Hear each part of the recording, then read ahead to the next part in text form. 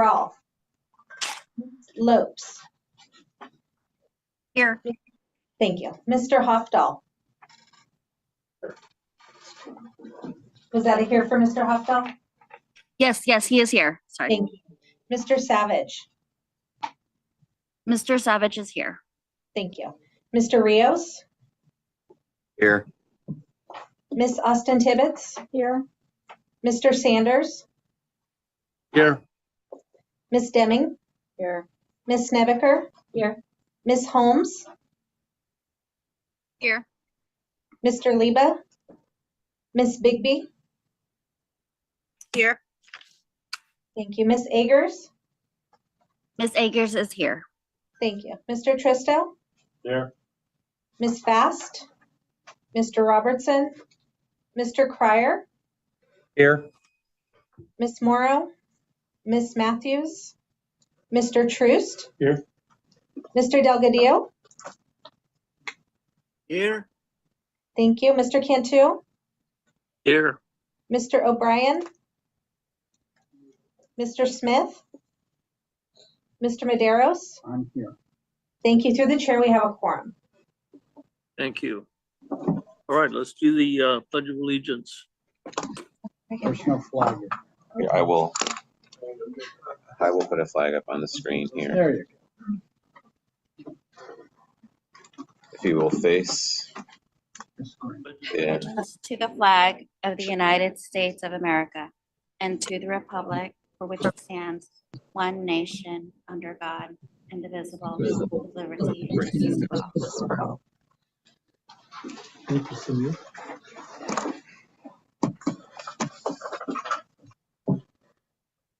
Okay, minutes, any questions, corrections for the June 4th minutes?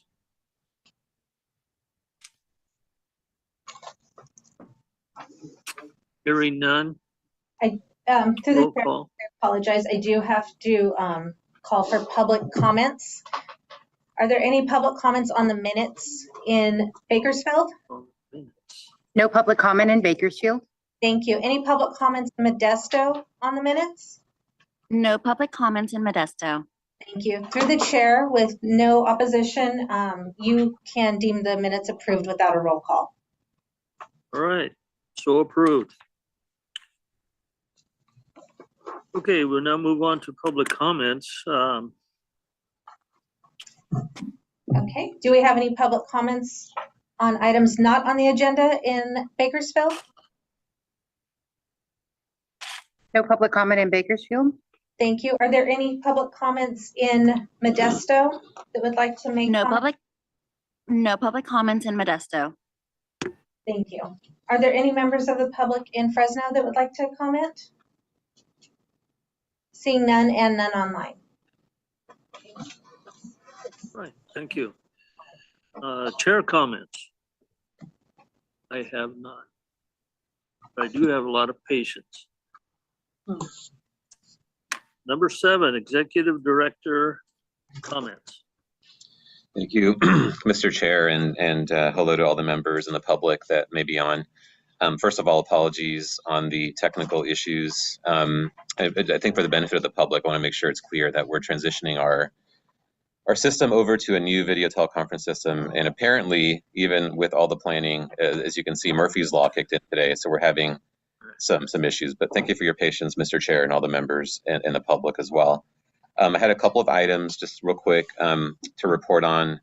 I wanted to let the CAC know that at our June board meeting, our board did adopt the 2024-25 district budget. So that does set the fiscal path for the district in this fiscal year that's coming.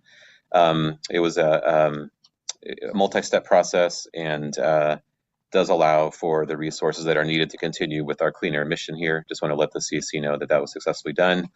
I also wanted to mention, I think Emily will be on a little bit later to talk about the various plan and rule updates, but the one thing in particular I wanted to mention is that our board did adopt the 2024 PM 2.5 plan for the 2012 PM 2.5 standard. That's something that the CAC has been engaged in for quite a while and took a support position ahead of the district board meeting. It was adopted after a lengthy discussion, and then went to CARB for their review and consideration in July a couple of weeks ago. The CARB board did also approve the plan and is now moving it forward to EPA for their review and approval. It was a very lengthy hearing. At the CARB hearing, there were quite a few comments that were submitted, and there was a lengthy conversation, by the CARB board about the plan, and then ultimately it was adopted unanimously by the CARB board. And lastly, I just want to mention at the upcoming board meeting, as one of the priority areas for the CAC, we are accepting an additional $1.2 million that we were able to successfully compete for from EPA for truck replacement projects. So it's an item that I thought would be of interest to the CAC, that we're continuing to look for funding to assist with the various challenges that we have here in our region. That's a good story. So I'll leave it there, and I'm happy to take any questions or comments from the CAC members on my reports. Any comments Yes. for the director? No. Speak up. Oh, Yeah, we have, there's a member comment here in the Fresno office. Manuel Cunha is on the mic, yeah. Mr. Chairman, can you hear me okay? Yes.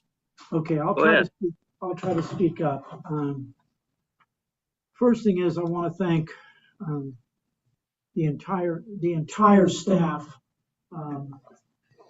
for all the work on the 2.5 plan. I want to thank the CAC for the letter that they sent in support of the plan. And as you noticed in the board conference room, there's a huge chart when you come in the door to the right. It shows what the accomplishments that we did since 1993 to July 25th into June, when the board has approved our plan, and that the CAC was part of the entire process over the last several years of getting this, and plus other SIFs. Samir, I definitely appreciate all the work that the staff did to prepare this. John and everybody else did a great job. But I am disappointed, Mr. Chairman, and members of the CAC, is how the presentation was presented to the board, as well as to the public, to the board by the ARB staff. This district has come a long way. When you go into that conference room or the boardroom, and you look on that wall, you see where we were, and you look at all the charts, that the bar charts that showed for the 2015, the 2012, the 1997 SIP, we've come a long ways, a tremendous long ways. And yet none of that was really revealed, not even being the first air district in the nation to achieve the PM10 standard. And all of that was a collaboration of even agriculture with conservation management practices. The Ag Ice program in 2004, the Farmers program in 2008 for the 2015 or 2015 standard. The Farmers program achieved in 2008 to 2017 close to 17 tons of NOx reductions. That's over probably 8,000 or 9,000 tractors. That was not even mentioned. And that was in a voluntary program of that SIP. We were supposed to achieve 5 to 10. We got 17 tons. That wasn't even mentioned. Ag Ice program, the replacement of diesel engines with electrification. The only problems we had there was the infrastructure way back then in 2004 wasn't even available. And many of our farmers couldn't go with electric, had to go with a cleaner diesel engine, a tier 2, tier 3, tier 4 engines, very clean. And I look at what the 2017 Farmers Program for tractors, we achieved 11.9 tons, still questioning what the NRCS Natural Resource Conservation Services program on the farmer program. Even the partners weren't even described by the ARB folks. We have a tremendous partnership with USDA to help us. We have a federal agency helping us on state rules and regulations when we have to fight to get the incentive fundings. But I was very disappointed on all the work. And to achieve that, Kelly Deming remembers very well the trips to DC to raise $65 million to base research under Jan Sharpless in 1992. On the science is what we base the discussions of voluntary, or if we have to implement a rule, okay. But the concept that this district has done is great incentives. And pretty much thrown out the door. I was deeply disappointed on how many of the board members weren't educated by the ARB staff on the accomplishments, just what ag has done. Not talking about the clean car program, tune-up car program, the fireplace rule, the boiler rule. I can go through. Samir, you got 600 rules. I can only remember, I think 4 or 5. John has educated me on at least the 4 or 5 that I can try to keep my mind on. But Mr. Chairman, I attended the hearing. I was deeply disappointed to where this district, CAC, has worked so hard over the years to not even be given the credit that we deserve. And yet the South Coast Air Basin SIP took about 35 minutes. Quite an anomaly of how we work so hard in this valley. And yet we spend clear until 3:30 on testimony that was definitely different, I've never seen before, from outside systems. But again, nobody from CARB really, except for, and I'm going to say his name because I believe he did an excellent job. Michael Benjamin did one heck of a job on trying to explain ammonia to a couple of the board members, and did an excellent job of trying, and I commend him for his work, and he has worked very hard with us. But again, Samir, I'm sorry, Mr. Chairman, for taking this time. But again, I'm very disappointed. All the work that we've all done, from the environmental side, the city side, and the business side. And we all do our lot of homework, and we have meetings and workshops. We accommodate the needs of all of the people of this valley, having workshops after 5 o'clock. And sometimes even providing food because people hadn't had a chance to go home and eat. So the district has provided many times.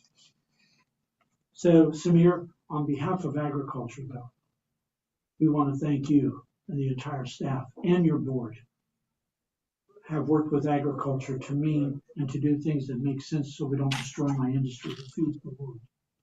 So Mr. Chairman, that's my comments. Again, thank you, Mr. Chairman, for allowing the CAC to submit its letter a couple of months ago, and to all of the members putting up with me this morning in that discussion. Thank you.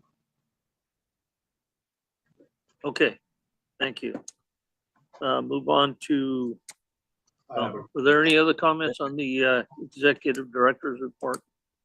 Yes, Mr. Chair. There's another comment here in the Fresno office. All right. Samir, could you go over the timeline now, since the plan has been adopted and passed on to federal EPA, what we should expect for them for approval or disapproval? Yeah, so the question was, if you didn't hear it, was what is the timeline with EPA for the review and approval? Yeah, so the way it works now is that CARB does need to transmit the plan, which I think will happen here shortly, if it hasn't already happened, to EPA, and that starts a process that can often be very lengthy. And I would probably, if I was to just opine based on past history of review on these plans, it could be well over a year, 2, or even beyond, depending on where EPA kind of places their priorities. And so there's a statutory time frame for acting on the plan. I believe it's 18 months for review. There's a completeness determination that needs to happen along the way as well. So we're going to be keeping a very close eye on that, and of course, would anticipate, would hope that there's approval of the plan by EPA. When we put these plans together with CARB, by the way, it's a joint plan. CARB plays their role, they have their measures, we have our measures, and then it's a joint plan that goes to EPA. We do it with the full understanding that it's a fully approvable plan. So we would anticipate it would be approved, but it's really up to EPA at this point. Well, my suggestion is for the completeness determination, statutorily, if I recall, 6 months. Yes, that's correct. And at that time, if there's no action, I guess where I want to go is there's an opportunity to submit the comments on the progress of the district and the ag community and others when these come up for the publication in the Federal Register and they request public comments. Keep that in the back of our mind. Yeah, and by the way, I just want to do a sound check here, Mr. Chair. When Member Trista was speaking right now, was that clear through the microphone? No, it was not. Okay, we'll get our microphones on here and see if that helps with that, and I'll just repeat the question if it seems like you may not be able to hear it. But his point was that when key steps along the way with EPA occur, that it may be an opportunity for the CAC to weigh in with comments, say, on not deeming it complete or, say, not approving the plan within the timeframes that they're required to. So that's something that we'll keep communicating with the CAC on some of those key steps along the way when these major plan milestones occur. And there is at least one that I can think of that I think Emily will cover under item number 9. So I'll let her provide the updates there on some of the other planning elements, and we can have a discussion about some of those when that item comes up. Thank you. Okay, any other comments? Hearing none, let's move on to item number 8, CARB report by Laura.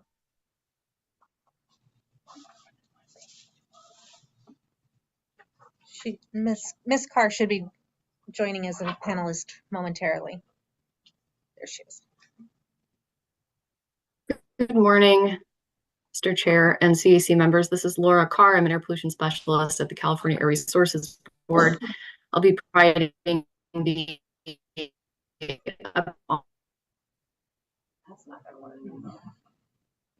on CARB board items that were heard at a CAC meeting to provide this update. So in June, the board heard 2 items. The first was to consider the South Coast PM 2.5 plan for the 12 microgram standard, as we heard earlier. So the board adopted that plan. The board also adopted the zero emission forklift regulation, which will phase out the operation of LSI forklifts in the state and spur the use of zero emission alternatives. Under the rule, beginning in 2026, manufacturers will not be able to produce or sell for use in California Class 4 and Class 5 LSI forklifts, categories that largely operate on propane, gasoline, and natural gas. In addition, starting in 2028, the regulation will phase out the use of ignited forklifts by large fleets. The phase-out schedule is by model year and designed so that no forklift is required to be phased out before it is 10 years old. Smaller fleets will phase out the use of spark-ignited forklifts starting in 2029. And then in July, at that hearing, the board heard a consent item, and the board adopted proposed amendments to the transport portion of the California Infrastructure State Implementation Plan for the 70 ppb 8-hour ozone standard. And that transport SIP will be submitted to EPA. Pine Valley 2024 PM 2.5 plan for the 12 microgram standard, as was just discussed, and we'll be submitting that to EPA here shortly. The board also heard 2 items related to AB 617. So the board approved the development of the SERP for the South Sacramento Florin community, and then also heard an annual update on implementation progress of the Community Air Protection Program. So that's all I have for updates this morning. Happy to take any.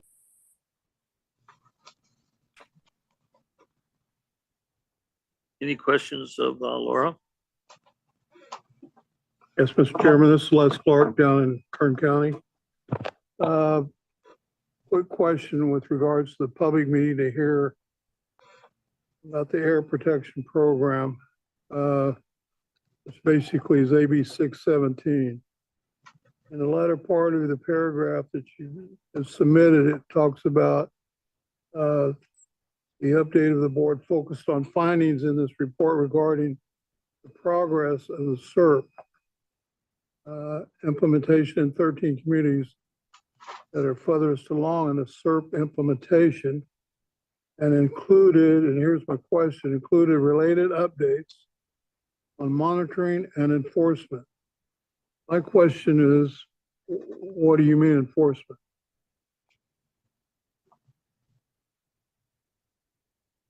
Yeah, thank you for the question. I wonder if that's something that we could respond to as part of the PAP item later on the agenda. I'm not sure if we'll have folks available to be able to respond to that question. It's not something that I have an answer to as I sit here right now, but if it isn't, if there isn't an answer provided to that question later on in the agenda, that's something I can certainly get a response for and circle back with you. But I think that is something that I think, yeah, I'm getting messages right now actually from my AB 617 colleagues. So it sounds like that's something they'll be able to respond to. Well, I hope so. Thank you.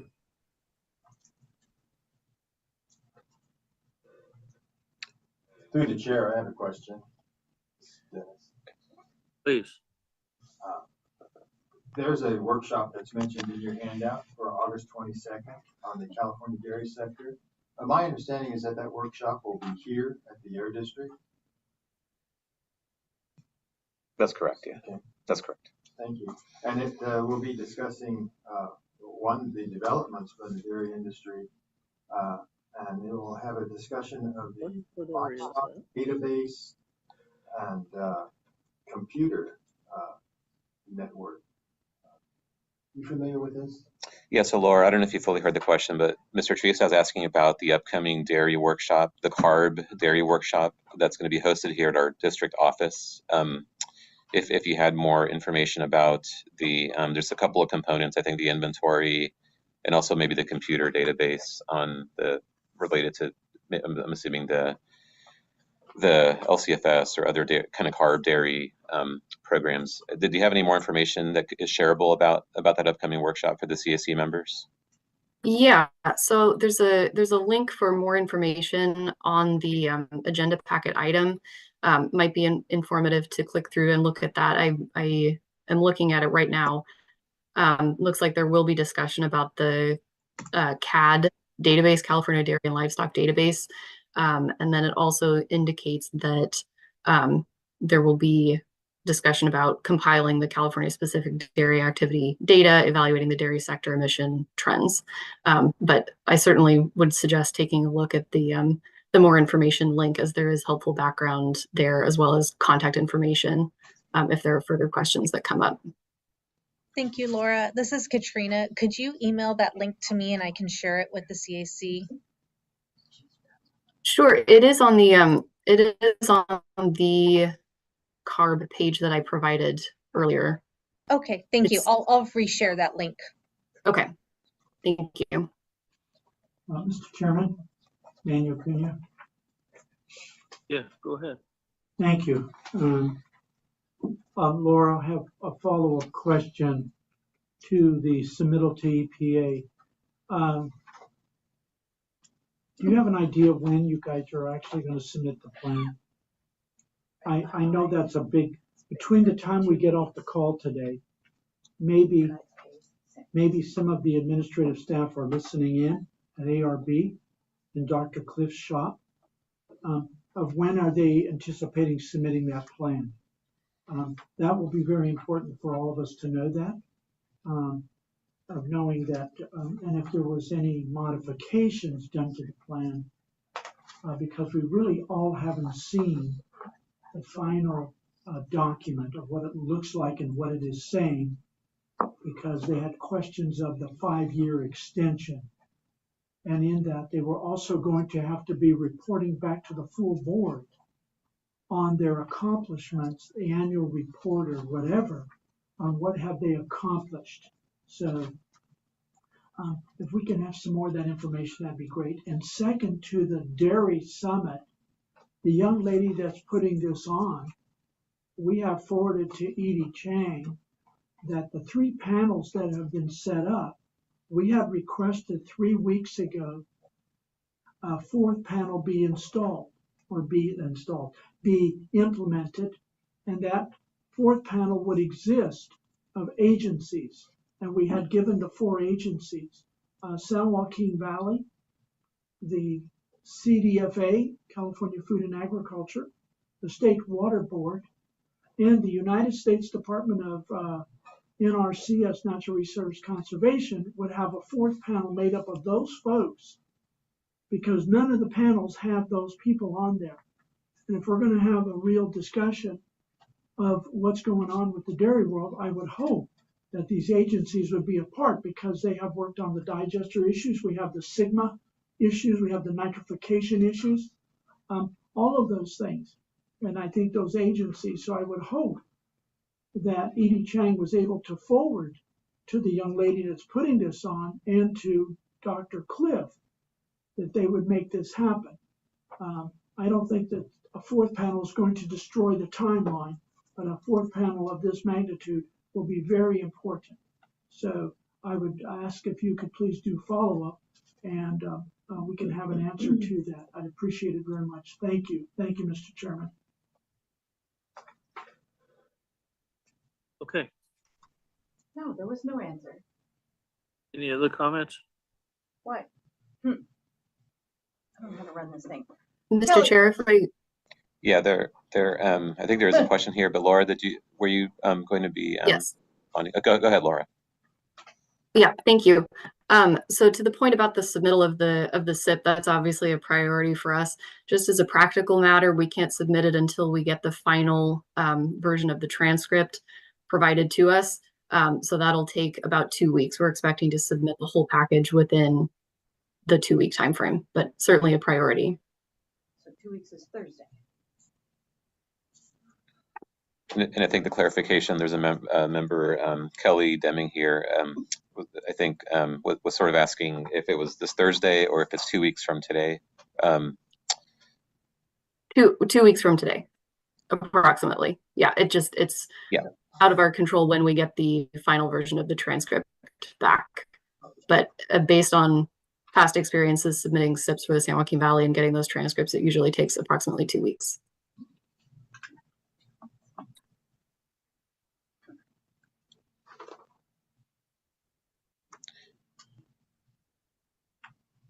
Okay. Was that it, Laura? Yes, that's what I have as far as specifics, but I certainly heard Mr. Cunha's comments and we'll be following up on that as well. I'm sorry, we only heard every other word. Mr. Chair, this is Samir. I just wanted to, Laura was a big part of the item at the CAR board meeting. I just wanted to express appreciation for Laura and Michael Benjamin and Sylvia and others on the CARB team that were very important partners in putting that plan together and kind of getting it across the finish line there. So I just wanted to from the district perspective, wanted to express words of appreciation for Laura and the work that she and her team did during the hearing a couple weeks ago. Absolutely. Thank you, Laura.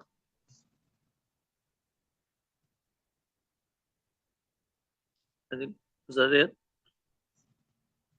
Yes. Did I respond to all of the questions or were there other items there?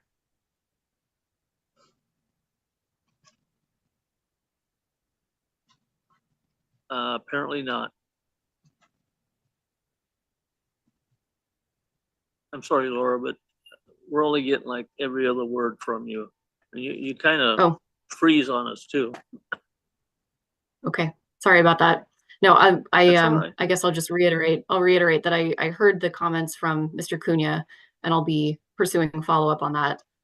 Thank you. Okay, thank you. Unless there's something else, we'll move on to item 9. Update on attainment plans and rules. Emily?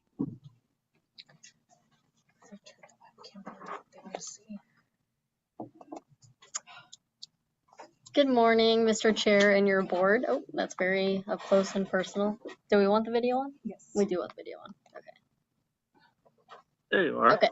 Hopefully you guys can see me. Good morning, Mr. We Chair. can see you very, very. I know, well. I'm very close to you guys here. Well, a couple updates for you guys this morning. The first of which is on May 23rd. The district and CARB submitted an attainment date extension request to EPA for the 1997 annual PM 2.5 standard to extend the date from 2023 to 2024 as allowed under the Clean Air Act based on clean air quality data from 2023 and fulfillment of plan requirements for this standard. And on July 8th, EPA proposed to approve this request. So we are continuing to collaborate with EPA for them to finalize that extension request. There's been a lot of discussion this morning already, but I'll just reiterate the PM 2.5 plan was adopted by the governing board on June 20th, includes a comprehensive strategy that I've presented to your committee a number of times.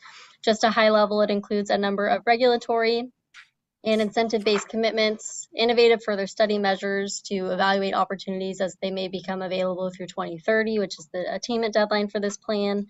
And it also includes a number of CARB measures as committed to in their 2022 state SIP strategy. Again, the plan was recently adopted unanimously by the CARB governing board after a lengthy public hearing at their July hearing and will soon be transmitted to EPA. With that, we are now kicking off the rule development efforts for a number of rules that we're committed to on the district side within the plan, including our rule developments for Rule 4550, CMPs, and Rule 4901, wood burning fireplaces and wood burning heaters. And then as a separate matter, just a couple of months ago in May, the district governing board adopted our ozone contingency measure SIP revision, which includes our commitments for contingency measure requirements for the 2008 and 2015 8-hour ozone standards. So following that, we had a number of commitments within that package to evaluate and adopt contingency measures within a number of our coding rules. And so now we're starting to kick off that evaluation process. So that concludes my comments. Sounds like Samir, maybe you want to add some stuff. Yeah, I just wanted to note, as I mentioned earlier, there is on the one item that Emily raised about the 1997 PM 2.5 standard, where EPA has proposed approval of the extension of that standard. So basically in 2023, our data across the entire region showed that the entire region was below the standard. And so based on that, we need a 1-year extension. It's a 3-year average to be able to meet the standard. And so the 3-year average is still not quite there, but the latest data shows that we're there. And so the action by CARB and the district was to do a 1-year extension. EPA proposed approval of that 1-year extension. The comment deadline for that is by close of business tomorrow. And so we will be, obviously supporting that proposed approval. CARB, I believe today submitted a comment letter in support of that proposed approval as well. And so this would be an opportunity. I just want to make sure that the CAC members were individually at least aware of that opportunity if you were interested in weighing in on that. And if there's interest by the CAC more beyond what I just stated, we're happy to get that information out to the CAC members on that specific action, so you can take a look at that and see if you were willing to weigh in on that.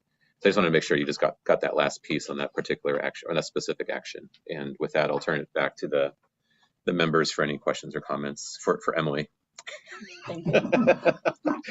Are you asking, if I may, Mr. Chair, if I may, are you asking the CAC to collectively make a request for the extension? No, I was not asking for it, although I think given that the item is on the agenda as part of the updates, the CAC is more than welcome to take action on that, but just not having really prepared a presentation on the item, I didn't present it sort of with that in mind. You could at least individually take a position, but you do raise the point, which is always available to the CAC.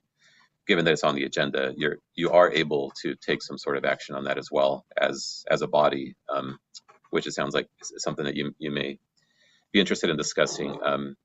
And we'd be very supportive if the CAC obviously were to do that. The extension is needed. I think you've gone far enough for me to be able to make that motion if the chair would allow me to do so. Go ahead, make the motion. I'd make a motion that the CAC support the extension as indicated by the executive director. Second that motion, Manuel Cunha. Absolutely, 100%. Okay, Then I'll make we my have a motion motion. absolutely and 100% also. Good morning, Mr. Chair. With any action item, I need to call to the public for comments. Are there any Right. public comments on this motion in Modesto? No public comments in Modesto. Thank you. Are there any public comments in Bakersfield on this motion? No public comment in Bakersfield. Thank you. Are there any public comments in Fresno on this motion? Seeing none and none online, I can call for roll on this motion. Just a second. Any discussion, further discussion from the membership on the motion? If not, roll call. Thank you. Mr. Cunha, Yes. Mr. Clark, Yes. Ms. Lopes, Yes. Mr. Hofdahl, Yes. Mr. Savage, Yes. Mr. Rios, Yes. Ms. Austin Tibbetts? Yes. Mr. Sanders? Yes. Ms. Deming? Yes. Ms. Nebeker? Yes. Ms. Holmes? Yes. Ms. Bigby? Yes. Ms. Agers? Yes. Mr. Christo? 100% arguably yes. Thank you. Mr. Cryer? Yes. Mr. Troost? Yes. Mr. Delgadillo? Yes. Mr. Cantu? Yes. Mr. Maderos? Mr. Tristo and I are distant relatives, so you could see the similarity. That's yes. Thank you. Through the chair, this motion passes. All right, thank you. All right, let's move on to item 10. Overview of the heavy-duty truck regulations. Jason. Here. If you wouldn't mind. I just slide through the slides via the computer. For the slides, will we use the clicker? Mr. Chair, we're just getting set up over here. If you'd give us a few seconds to do that. Okay. Is Craig during promoted? Perfect. Thank you. VTC. He'll be in town. Oh, town. James, we see you guys perfectly. Just can't hear you. Slide 10 and 11, but he's going to be slide 10. Oh,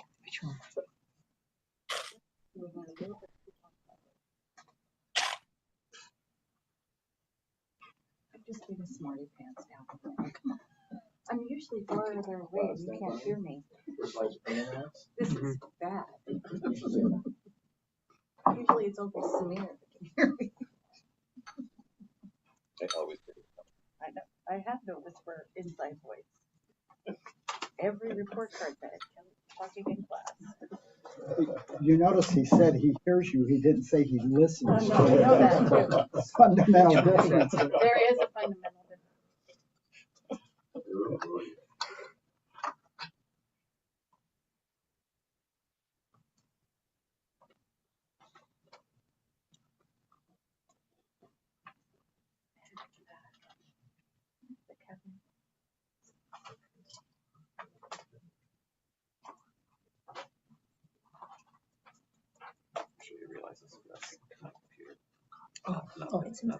Oh, sorry. Oh, sorry about that. It's okay. So we need to do it from Yeah. So I do. Oh. Wonderful. 1 second. Sorry. Yeah, you're good. Take your time.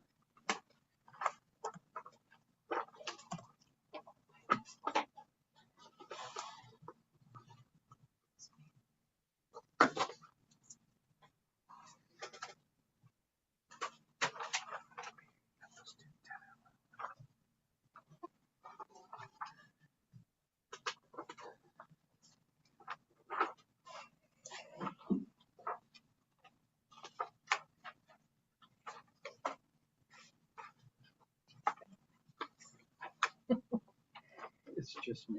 It's the airports.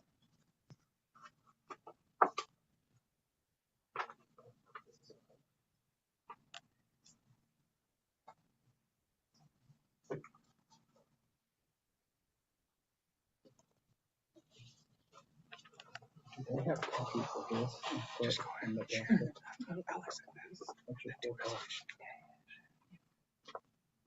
What's for the Zoom for the online participants? For them to see.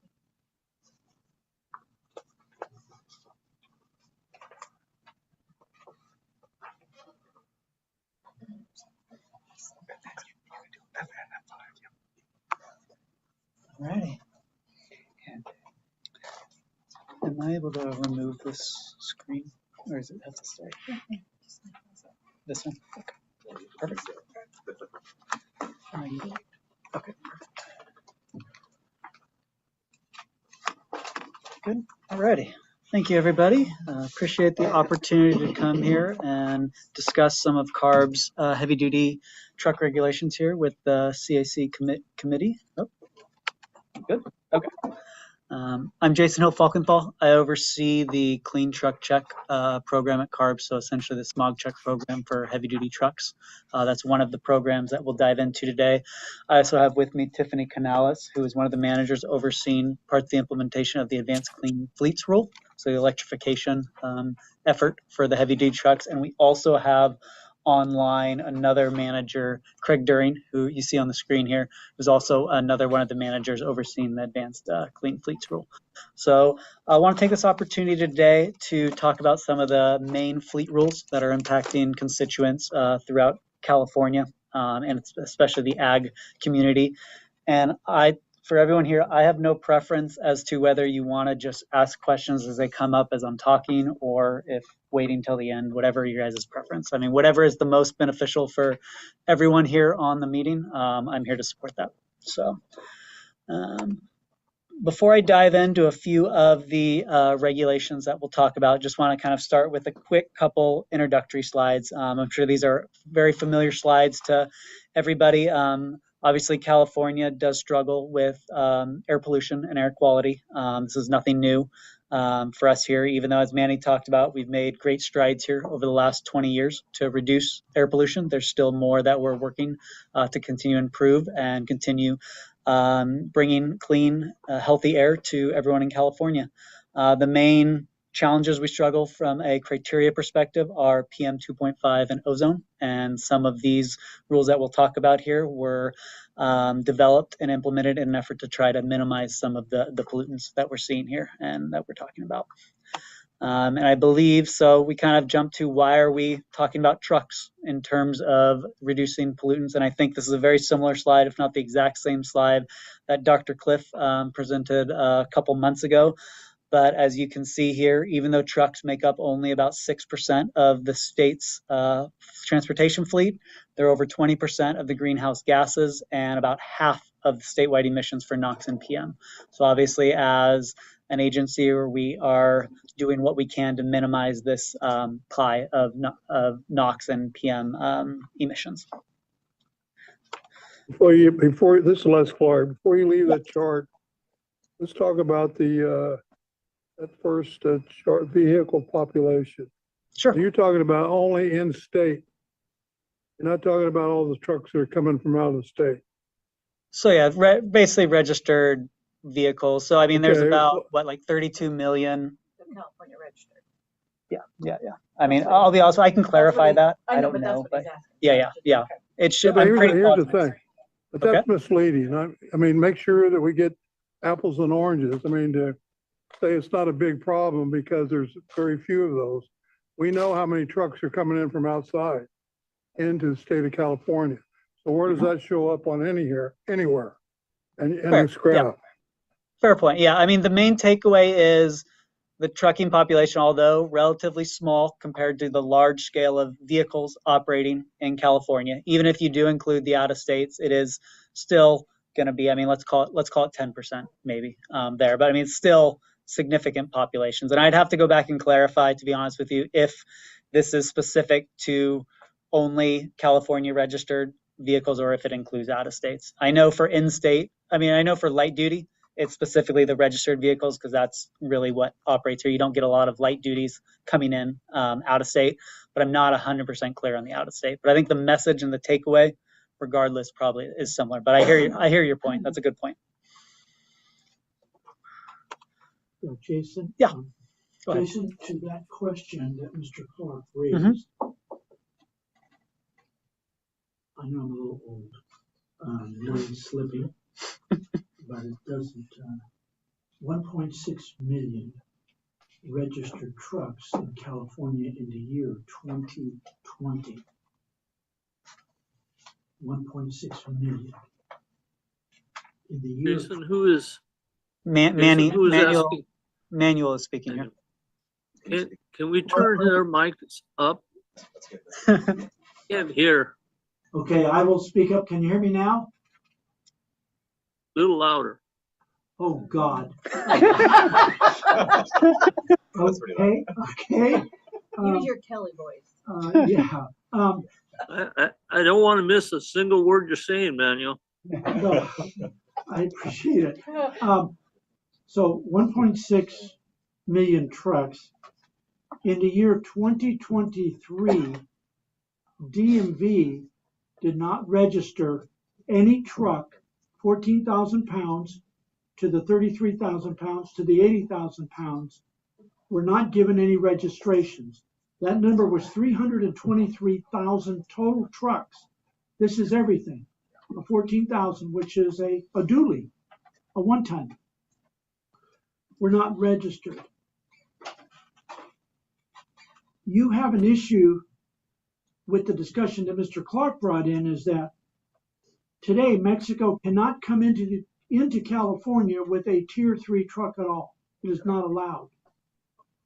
So now we have the issue of trade agreements that we have between Canada and Mexico called a tariff issue coming up, is being raised, that you're not allowing those trucks to come into California. So all outside trucks that come into California have to be compliant, and they have to, what I was told, if they're passing through, no problem, but if they come in and go to various stops, they have to register and pay the $30, okay? Okay, we're talking clean truck check. Okay, Yes. we're talking that rule. Okay, It doesn't matter. Okay. Because you have a truck rule that is massive, and yet we have other issues that were not checked upon by the staff in 2002 and 2007, in the year 1998, when you came out with the new tier engines.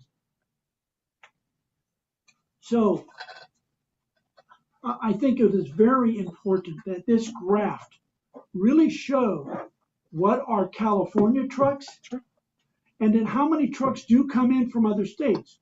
We have a huge port directly to the south of us, Long Beach and LA. Yep. 18,000 trucks a day move containers. There are 18 to 19 million container ports. A lot of those trucks come in and go out. Some of our buyers are saying they have to buy an electric truck at the border entering California. If it's Arizona or whatever coming in, they have to buy an electric truck to get into the port because they won't allow their tier 3s to come in. Or they had to buy a tier 4 in California so they could move in California to get stuff out. So it's being dropped somewhere on the borderline, maybe at the casinos. I don't know. Maybe your chances are better there. But I believe that for the business sector, we need to really know those numbers. Sure. And those numbers haven't been here at all. Okay. Since you adopted this thing in 2008, I guess, 2007. Truck and bus was, Yeah. you're getting to my next slide, Manny. Oh. So, but the numbers that Les Clark is asking are 100% valid. Sure. And 100%. you have not presented those numbers to us. Okay. For the last period of time, so I'll stop there. Okay. But thank you for coming, both of you. Yeah. I appreciate a human body in front. I know it's a little cozy in here, and you're sitting right I wouldn't have across it from me. any other way, Manny. Okay. Cozy right across from me, which is dangerous. But again, I thank both of you. You're Ms. supposed Rousley? to think at the end of the presentation. No, because maybe Because at then the- you can evaluate it. Okay. But Mr. Chair, thank you. If you could hear me okay, thank you again, Mr. Chairman. Thank you for speaking out. And a couple, Jason. Yeah. Sorry to cut you off. No worries. That graph you have on the screen, Mhm. is that an 8.5 thousand or an 85,000? 8,500, sorry, typo. 8,500 pounds, gross vehicle weight and greater there. My apologies. Yeah. Yeah, and a couple things, Manny, I did hear very valid, everything you're saying. I do think there may be a little bit of misinformation potentially that I heard there. We are not stopping vehicles at the borders for clean truck check or our rules. That's not happening. So I'm not really sure. You are. You're stopping them at the scales. You're Okay. stopping them at the scales, and if they didn't do their smart check and they weren't registered with California, the $30, Right. which I didn't There's know, no. I didn't know ARB was going to be the DMV of California. Mhm. ARB should not be the DMV of California. That's DMV, the Department of Motor Mhm. Vehicles. No vehicle should have to pay a fee to the State of California Air Resources Board to operate in this state or come into this state. Okay. I don't believe that that's right. I think it's a grab of money for whatever that $60 million, $70 million, whatever it is. But your agency should not be the DMV, and that's what you're claiming to be. But they are checked at the scales. I've actually seen that happen last week. Okay. And I'll get to some of that in the presentation, but at this moment, there's no test required yet for periodic tests, but we'll get to 100%. Hopefully what I'm getting to will help. And again, further conversations, I want to make sure we're all on the same page. Because I do know there is confusion with all of these rules, and that's understandable. I mean, there's a lot of, like you said, Manny, there's 600 rules that, the Air District has. Who knows how many we have. So fully understand, and hopefully we can work together here and just make sure we're all, talking the same game. So, all right, let's jump in. Yep, go ahead. This is John Sanders from Bakersfield. Sure. I was at the DMV registering my vehicle still in California, unlike other companies in Bakersfield. Mm-hmm. And the DMV has cut the hours for the employees to 25 hours per week at the IBC. Now, when we go in, a lot of the paperwork, if there's one thing missing, like recall or smog check, they won't let you post fees. They just RDF that ticket. And so they're having, and then the regular DMV, not the IBC, is sending people over if they don't have a question to the industry center, sending civilian people to the industry center and loading them up again. So now the truckers and doors are still not communicating. Sometimes it's a 2-hour window, and sometimes it's a 3-day window. Sometimes it's a week window. And when I sent this email on 7/3, I spoke with 6 gentlemen, and they walked out the door and they called the same attorney in Virginia. They registered their trucks there within 4 days.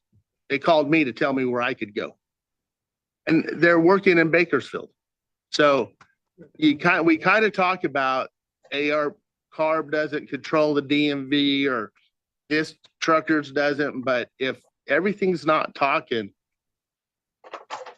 things aren't happening, and it is definitely slowing down the pace. I could tell you that registrations are not going to fuel California, because these people are going out of state. I saw 6 of them today as I'm driving in from Taft, who I know are located in Kern County, and their trucks are from South Carolina or Virginia or North Carolina or South Dakota or North Dakota. So it's not working out. I'm telling you what I'm seeing. I'm not really. No, I appreciate that. I'm doing what I'm supposed to do. I've spent to date $19 million. And I don't even know that I drive on the roads that everyone's calling the specific roads that are being monitored. But, we're just trying to comply with the law. So thank you. Yeah, absolutely. And yeah, I do know we'll get to a little bit of, for example, right now in the clean truck check, so the smog check program, there are holds being done right now at DMV for non-compliant vehicles. And I'll touch a little bit on that and the timing of that. So hopefully, I hear you though. Yeah, I know it hasn't been completely smooth over at the DMV side. So definitely something we can look into on our end as well. But thank you for that feedback. All right. So I'm going to touch a little bit on 3 of our fleet rules that we've had over the last 15 years or so. So I'll touch lightly on the truck and bus rule, which we implemented back in 2008. As of 2023, that rule is fully implemented. So we'll touch on that. Clean truck check, I have a feeling, is what we're going to spend the most time on today to talk through. Just because that is the one that is currently impacting fleets the most and is the one currently in main implementation right now. And then we'll also touch a little bit on advanced clean fleets, which is the transition to zero emission for the heavy duty sector. So let me touch a little bit on truck and bus, the truck and bus rule. So again, this is the rule that was implemented back in 2008, applied to all diesel powered vehicles, 14,000 pounds and above, that operated in California. As I mentioned here, the final compliance date was January 1st, 2023. So what that means is basically, with very few exceptions, all vehicles operating in California needed to have a 2010 model year or newer engine. So essentially, those are the vehicles that have both the diesel particulate filter and the selective catalytic reductive system. So the recent emission control system that EPA passed around that model year. There are a couple exemptions, as I'll mention here. The one that applies to folks here potentially in the San Joaquin Valley region would be the low mileage exemption. So that allowed vehicles that were operating less than 1,000 miles a year to not have to turn over their vehicles. And that is something that those vehicles report to CARB every year with their odometer to make sure that they're meeting those requirements. There is another exemption which doesn't really apply here to anyone here, because it's basically areas that are what we consider NOx exempt areas. So kind of the more rural areas which don't have as many NOx emissions issues, where those areas didn't have to turn over to the selective catalytic reduction, the NOx emissions. They did have to turn over and get particulate filters, but they didn't need to get the vehicles that had the additional SCR. The other thing I do want to note here, and I think, Manny, this may have been an area you were touching on a little bit, is this program was linked to DMV registration starting in the 2020 timeframe. So basically, vehicles that did not meet the compliance requirements of this rule, so mostly whether you're 2010 engine or newer, were blocked at DMV unless they got cleared specifically through CARB. So I know that was a large hurdle a few years ago for some fleets to overcome. So do you have a question? Go ahead, sir. Mr. Chairman, Manuel again. My question is on the agricultural 1,000 mile low vehicle. That vehicle is tied into all of the other 1,250,000 trucks, let's say, because you didn't issue 300,000 tier 3s. That farmer has to wait in the queue to get his tags and to get approval. As a grower quoted to me, I am number 2,700 in the queue to get my tags, but I have to sign up with everybody else. Tree fruit doesn't wait for a queue. Tree fruit doesn't say, okay, you're going to go get your DMV license, so we're going to hold on the tree for another 2 weeks for you. Okay, boy? We're going to, Mr. Farmer. It don't work that way. Right? It don't work that way. If a cow's having a calf, it is going to have the calf. You're not going to tell it to hold the cow to hold it. Okay? This ain't going to happen. So we've had that problem is that the 1,000-mile truck and under, there's not that many of them. There's Right. not that many. No, there's not. And it should have been not mixed into the 1 million trucks. It shouldn't, because a farmer should not have to wait in a queue. No. Now, yes, Beth White has been she solved 2 problems. One of them was that we couldn't get porta potties registered, the 2015 truck. So we have to tell the workers not to use the restrooms in the fields for a couple days, or maybe 2 weeks, because we can't get a tag for the truck. Okay? Those are real environmental issues. Mhm. Those are real issues for our farmers and the farm workers. Mhm. Okay? So you have a problem there. Okay. We need to move that 1,000 away from that. It's not a lot of trucks. Mhm. It's maybe 700, 800 trucks. It's not a million. Can I ask a quick clarifying question? That's happening right now, or that was happening back when No, 2020? it's happened Now, back, right? Yes. Oh, it's now? Okay, then my guess is, and we'll get that. So that's probably clean truck check. I know they're all. I know. I hear you, but most likely, and we'll touch on this here. Likely, they're running into an issue with the next rig I'm going to talk about. But again, we'll talk through some of that. But yes, I hear you, and let's work together, because I don't want you guys to run into these problems. I agree. There's no reason that someone working in the field should not have access to a porta potty. 100% agree. I want to work with you guys to make sure we streamline some of this stuff, and can work together to make sure we all get a solution. Okay, thank you. Jason, I have a question. Sure. Does your department or division or agency have an enforcement arm? We do, yes. Okay. Does that enforcement go directly to the owner of a truck? Or is it more global enforcement, not specific enforcement? What I'm hearing here is a problem, and I'm not sure what the communication style is, or if there is any, between PHP, which operates the scales, Border Patrol, which operates the border, DMV, which deals with registration, and your regulations. Who is the communication with all these different agencies?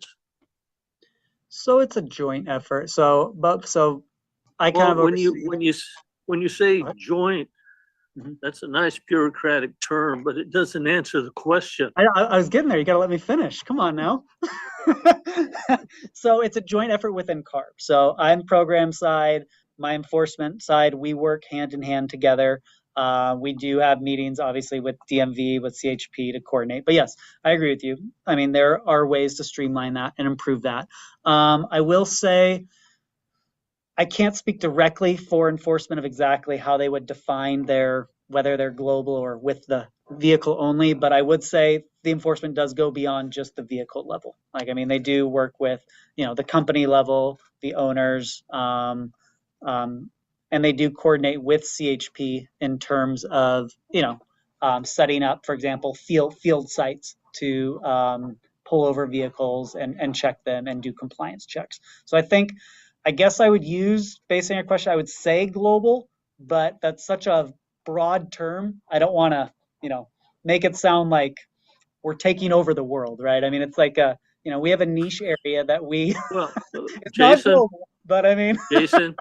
Jason. Yeah, sorry. Go ahead. You aren't taking over the global world. Maybe not in the same sense as the farmer or the truck driver. But when they have an issue, and I can attest to, I was a truck driver for several years. Mm-hmm. When you're on the road and you're stopped, and there is absolutely nothing you can do to convince the CHP officer or the other person that it's not your fault, what do? And I understand when you say you have your meetings and communication with all those agencies, but that doesn't help the truck driver who's stopped. Sure. So, and I can't tell you what the solution is. I don't know what it is, but there's obviously a serious problem. Okay. And somebody needs to address it. And I don't know who that would be, but when you have thousands upon thousands of truck drivers out there and companies who can't find help, don't know what to do to answer the problem, then maybe the problem needs to go up the ladder. Okay. No, it's a fair point. That's definitely heard. And I think I'd love to work with you guys to, understand get a better sense from you guys of what the specific problems are so we can work through some of those.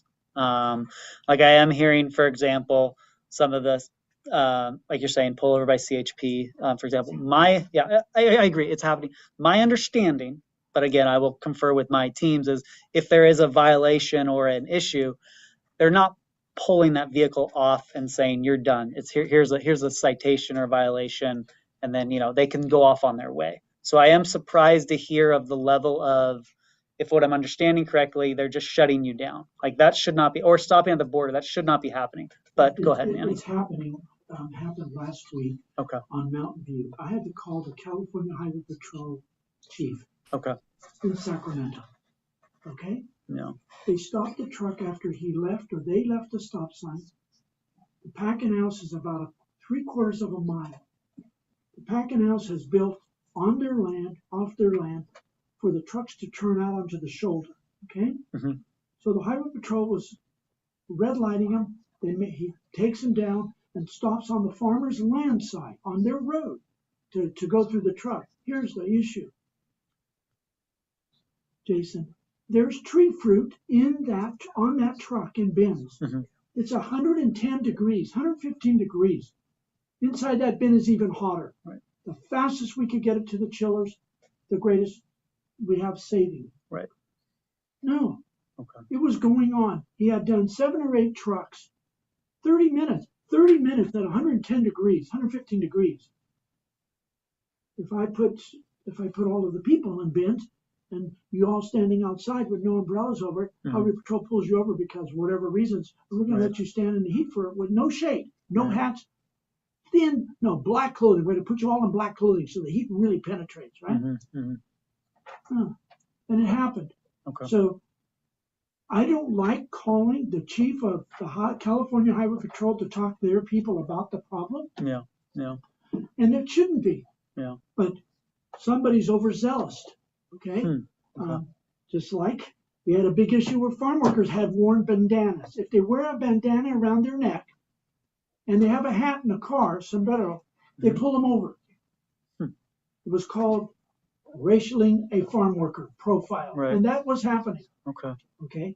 And a few of our congressional people and state legislators resolved it. Okay. Okay. So the same thing is occurring here. I don't believe that the Highway Patrol knows the directions you're supposed to do. Okay. But if I had a bunch of dairy cows and I pull that truck over and those cows are in that truck, they're going to die because in that frame of that steel, there's no movement of air, nothing. But nobody thinks of those issues. Everybody thinks, break the law, we're going to put you in handcuffs, and by the way, let the cows, let them die in the truck. That's okay. They broke the law. So your agency, yes, enforcement, regulation, monitoring. You have a lot of people coming from Riverside, California to Sacramento. And the chair brings a very valid point, a tremendous valid point. But it's all about stopping you and making that we are in charge now. Too bad. And you can't do that to us. You're harming the farm workers, you're harming the farmers, you're harming the rural communities. And you're okay because you work for the state of California, you get a paycheck every week. The farmer doesn't. He depends on the fruit. He depends on those workers. And those workers depend on the farm. And we failed that. And you've heard that. Your staff heard that. I know that. Okay? Okay, we're going to do a quick sound check over here. We're trying to improve the microphone and ability to hear the conversations that are happening here. So just the discussion here. Just give us 1 second here. Jason, you have a break, young man. This was not intended. Warmed up, man. Come on now. You deserve some coffee or I'm good. a water, Oh, no worries, no worries. or even some fruit. I should have bought some peaches or some grapes. That would have been helpful. But no, and Mandy, speaking to, I would say, I mean, obviously. Now, Jason, 1 second. I just want to make sure in Bakersfield, do we have the microphone set up now, Alex? Yes. Yeah, so Bakersfield, can you guys hear us clear now? We have the microphone set up? Samir, we can hear you. You weren't a problem. It was the other folks talking that are further away. Yeah, so I think we have another solution here now, so you should be able to hear them a lot better now as well. Let us know if you have any ongoing issues, okay? Hi, Les. Thank you. Thank you so much. And then we're going to turn it back over to Jason. That was not an intentional pause, for the record. So we'll turn it back to Mr. Chair and Jason. Thank you. Oh, it's fine, man, it's fine. Go ahead. Oh, no worries. No, and honestly, man, I mean, obviously what you're describing is none of us want any of that to be happening. That is not the intent of anything we're doing. So I'm more than happy to work together to identify what is going on and how to solve those. Like, at no point do I want it to seem like I'm coming in here just to say, this is the rule, deal with it, right? I mean, we need to all work together to make sure this works for everyone in California, right? I mean, like, it's just not, we do not have any desire to kill the cows, kill the bees, all that, that's not the rule, right? The rule is just to make sure vehicles are clean enough so all of us can breathe healthy air. So let's work together and, meet this huge task together. Just a comment. Has CARB or your specific division of the agency worked with Highway Patrol to talk about these discretionary issues that Manuel brought up? Specifically, I know one person or another that just attended the Cadet Academy for CHP, 1 of 24 it was called.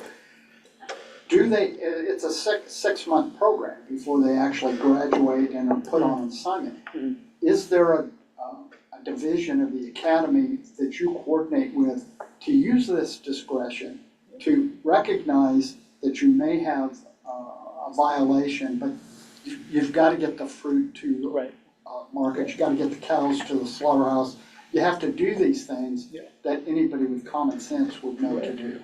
So it's mainly our enforcement division that interacts directly with CHP. So I'd have to talk to them. I know when our teams go out for enforcement on the roads, a CHP officer is always there with them to help support those efforts. So CARB is never out on its own, just freelancing.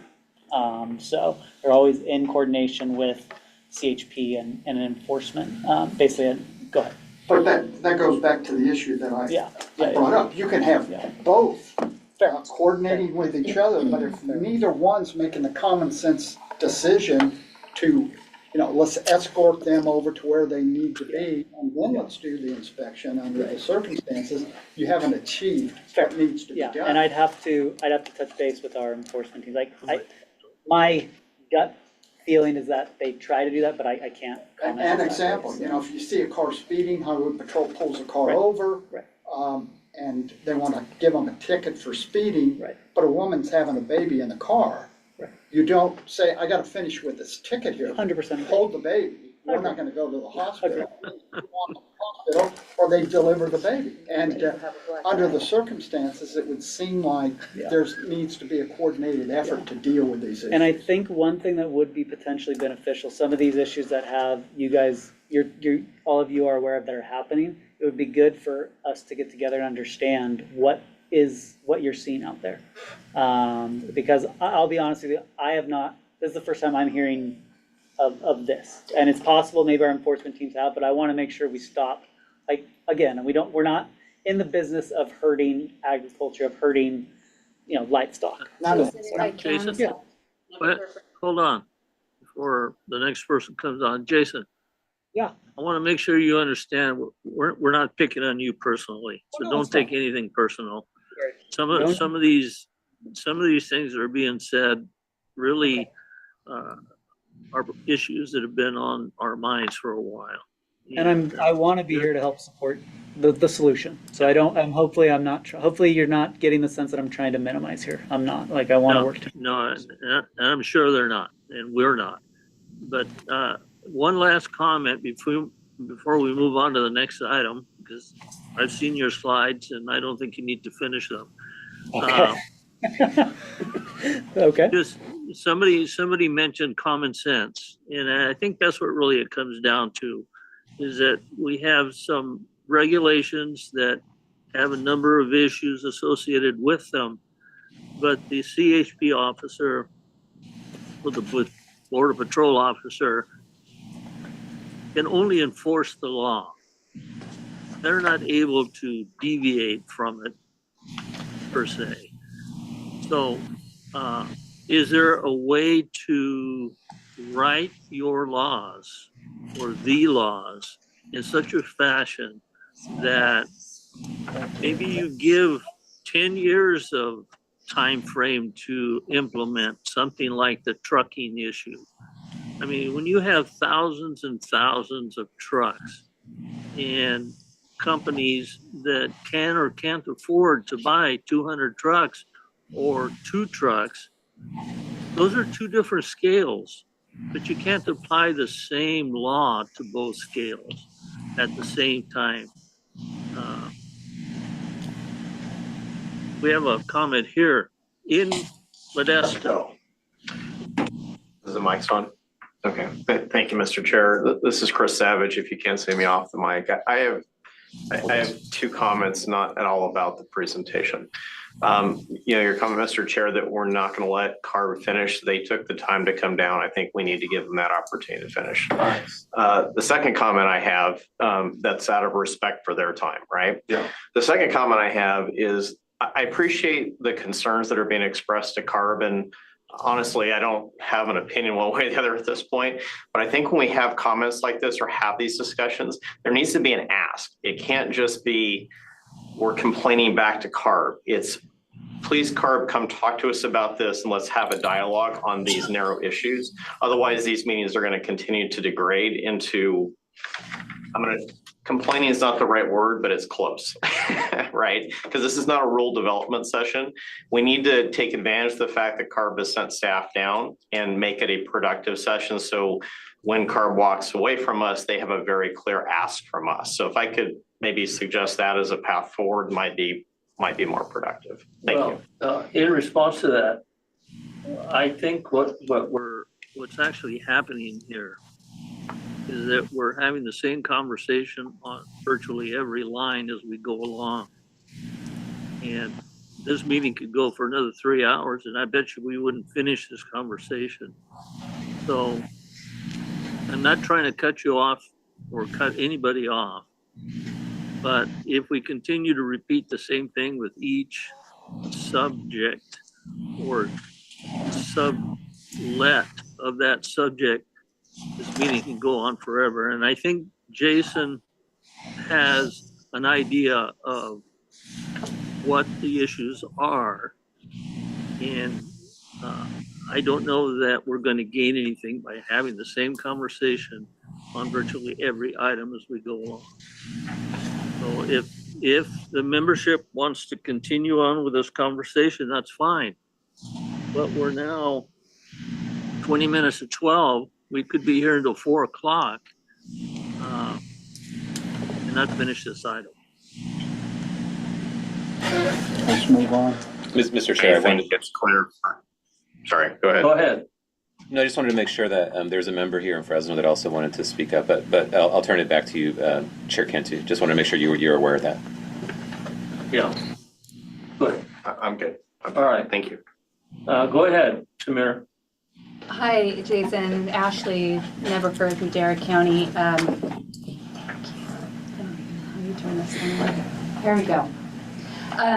I think that maybe what would be really useful is if this is not already in place, but maybe we get something in place here that people understand what the process is to elevate a concern directly with you in regards to these, rather than, you know, coming to the table every time and having discussions, but outlining a process for us to elevate these concerns higher might be something that we could put as an action item on your end. Something I can look into. Sure. Mr. Chairman, I would like to request that we have ARB finish. I will hold my comments until they finish their slides, but I do want to say this in respect to the CAC members.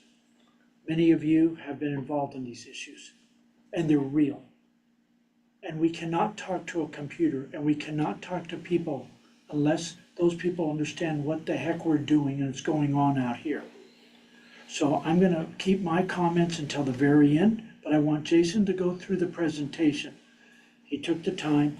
We've been asking for this for 7 months, and we finally got you down here, which is, thank you very much again. Sure. So I'd like, Mr. Chairman, if you don't mind, if we don't get through the items today, the rest of them, we'll move those to the next month. But this is a big item. We're in the peak of harvest. Thank you. Let him go. Yes. Let's go. Okay, moving. All right. We good? Jason, All right. go ahead, Jason. All right.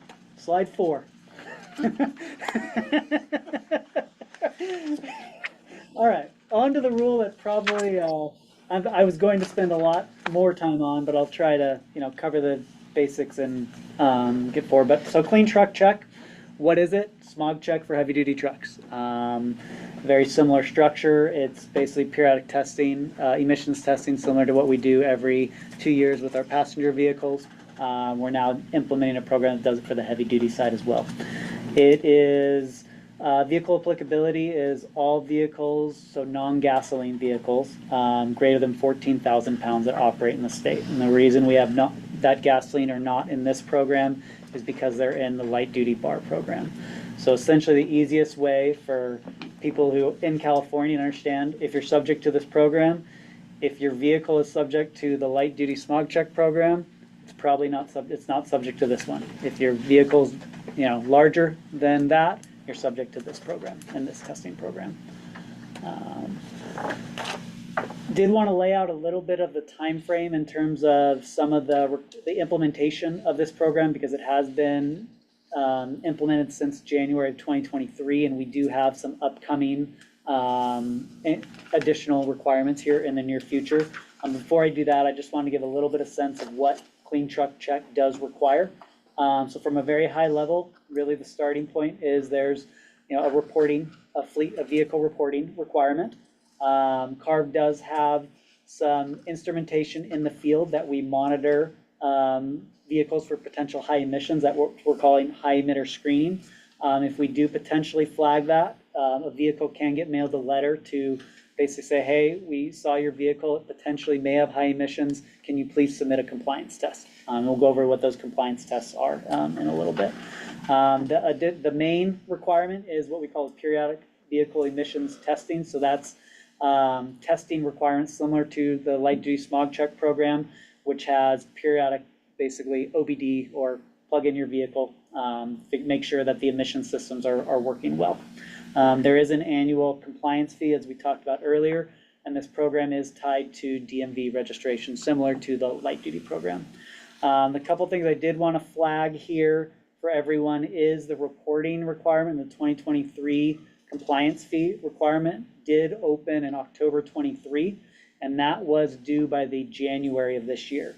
So what I think I'm hearing a lot of is some of these vehicles out here are struggling with the DMV registration blocks. My guess is at this point, it's likely Clean Truck Check. They're likely not meeting the current requirements. I doubt at this point it's a truck and bus issue, because that should have been covered previously in terms of the turnover requirements. So that is something that my team is more than happy to work with you guys. We do have contact email. We get back to everyone within usually one business day, sometimes 2. But essentially at this point, the requirement is to get into the system and report your fleet and pay the compliance fee. And then the other additional thing is if there is an enforcement issue with the vehicle, to make sure that's cleared. So for example, if you did get a notice to submit to testing and that's expired, there will be a hold until we clear that. So that's something that if there is an issue, work with our team and we'll be able to tell you exactly what the issues are. When you log into the database will tell you what your issues are for the vehicle. and we can help get that resolved. One thing I did want to flag as well for vehicles that are running into this is the payment mechanism can take a couple days to complete. So when the payment goes through for the compliance fee for the vehicle, depending on the payment type, it can take a couple days to process and get cleared. And then at that point, DMV will let the vehicle go through. There are mechanisms though. If, for example, we're talking about the porta potty issue right now, Manuel, it's just like, hey, I can't wait at all. Like this has to be done. DMV does offer what they call temporary operating permit, which basically gives 60 days to operate the vehicle. So it's like an extra time to get into compliance. So if there is an issue with, oh my God, I don't know what's going on with CARB, like we need to work this out, there is that option through DMV to get a little bit more time so we can work through all those issues, but you don't have to shut down the vehicle. I believe the top temporary operating permit is $50, and that's directly through DMV. Whereas the compliance requirements with us, I know, I hear you, is, would work through us. But I did want to point that out because there are mechanisms beyond just being stuck. So I did want to make sure we work through some of that. And I did want to also point out that starting later this year, the periodic testing will start. So the emissions testing, every vehicle will start having compliance deadlines as early as January 1st, 2025. So there will be a testing requirement starting next year for those vehicles.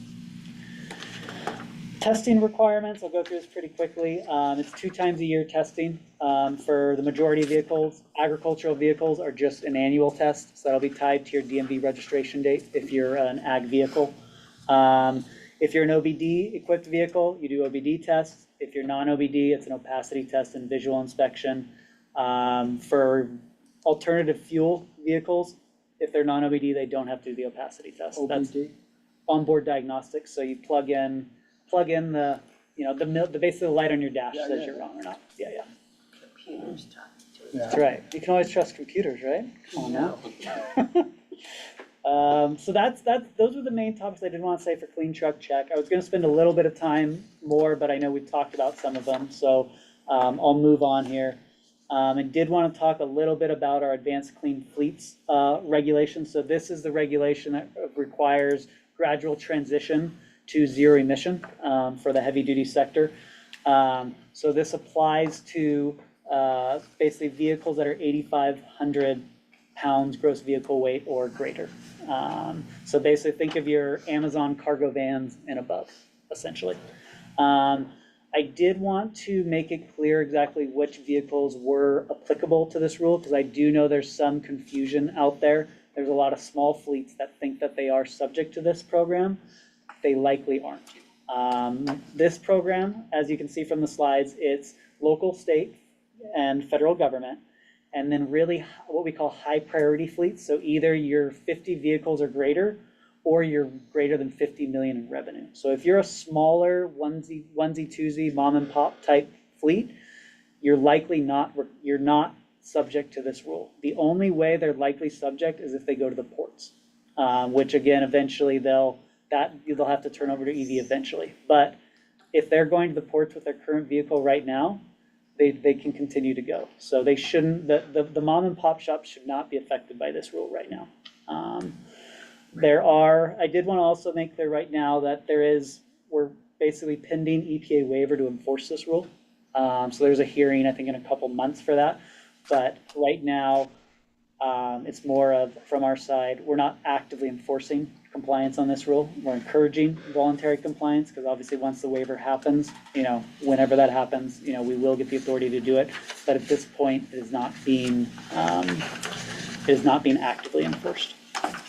And then I'm not going to go too deep into this, but just wanted to mention that some of the key points, I think starting next year, there are some requirements for ZEV phase-in. And then by 2036, all new vehicle sales in California need to be zero emission. So it's only new vehicle sales, making that clear. And then eventually, as the fleets scale in and the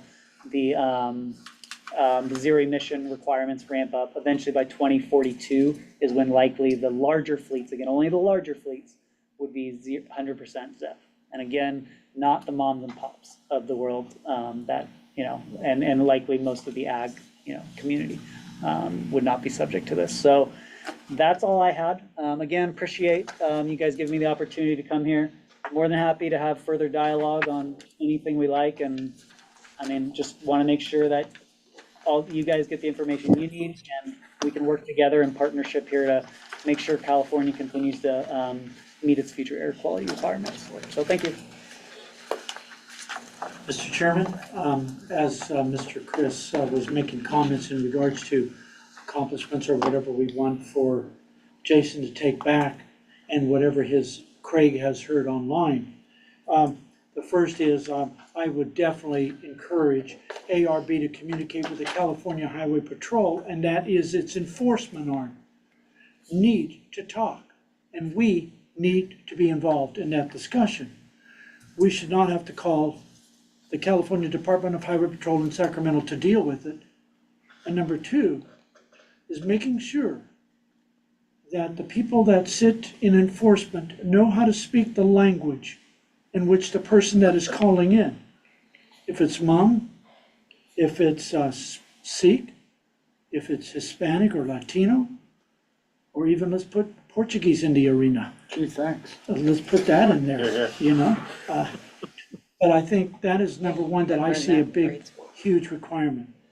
Number two, I'd like to know your position from the standpoint of why are you working on a Tier 5 engine in Riverside diesel, the new cleaner diesel, if we're going to eliminate all of these by 2036?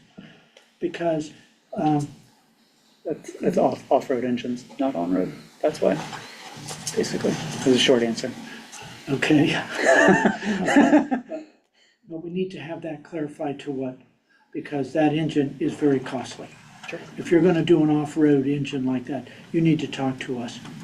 And you need to really focus on that discussion with agriculture, if that, and/or construction, okay? We know it's over 175 horsepower, or under, in this case, a Tier 5 is probably gonna be over 175 horsepower. But I think that's important. Number three part, maybe, Mr. Chairman, would be that we have some type of communications between the educational arm of CARB on how it is to be presenting this information and how we deal with the discussion that is going on right now in another building from here is a thing called infrastructure. If we're going to go to what you're wanting us to go, the infrastructure has to be present. The infrastructure being the utility side. Today, PG&E is charging 51 cents a kilowatt for what we call part-time peak, from 2 to 4 o'clock. On peak is from 4 to 9. That's 47 cents a kilowatt. Is the purpose to, like we hear, to shut down in the daytime, so now the utility side can be saved for if you have a brownout attempt?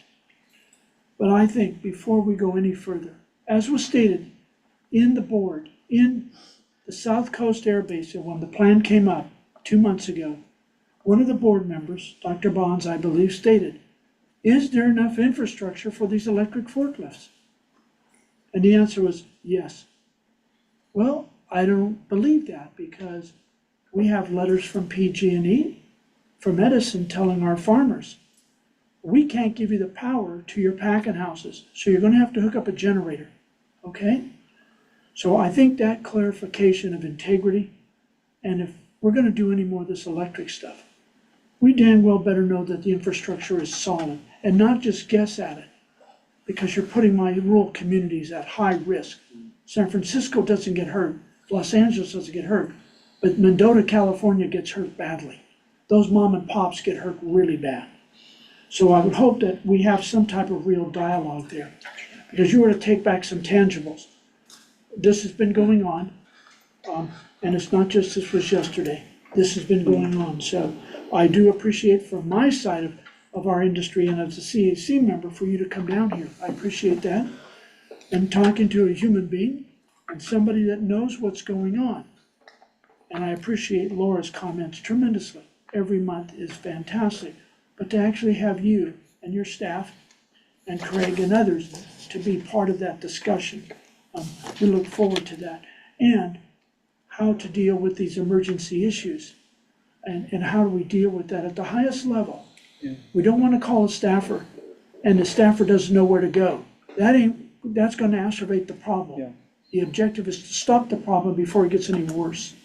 So, but again, Mr. Chairman, thank you for your indulgence and all of the CAC members for me taking, I know, a lot of time on this issue as well as one of those members. But I appreciate all the members for allowing me to have this discussion with you and all of us. Thank you. No, I appreciate that. And I will mention as well that our Advanced Clean Fleets team with infrastructure, we have reoccurring meetings on infrastructure to kind of work through some of these situations. They're called TRIG meetings, what's it called? Regulation implementation groups. Yeah, but there's one specifically on infrastructure, and there's also one specifically on like exemptions and that type of thing for the rule. I'd encourage some of this dialogue would be good to have, I think, in some of those meetings. And so then you will set that up. I will give you that authority under Dr. Cliff. You will set those up. Thank you, Manny. For us. And make those happen. Well, they already happen. Yeah. You're more than welcome to join those meetings. I think they go out The on. next infrastructure one, I think, is tentatively scheduled for September, but the date hasn't been published yet. Are those on the CARB? Yes, meeting and events for Advanced Clean Fleets. Let's So we have can disseminate physical that meetings, information, I real think, meetings. I don't want to go on a Zoom with 500 other people. We have a valley. We feed the world. We want to see you just like today. I want to see those people. I want to sit across from the table. So does the industry. So, yes, I'm glad you have this new group. We haven't heard of the new group. Okay. You know, But yeah, that group does bring the utilities together, the fleets, CARB, and I believe the CC participate in that or no? I think so. Yeah, so there's efforts, obviously there's ways to improve it. I 100% agree, so there could be ways to, there could be. we'll bring the tequila then. Sounds as good. well, okay? That's what we're doing right after this, So we right? can do that. Thank you, Mr. Chairman. Okay, any further discussion? Okay, Jason, thank you. Thank you, everybody. And your staff and all the others involved. Very informative. And I think we can move on. What do you say? Thank you for having us, appreciate it. All right, we are on item 11.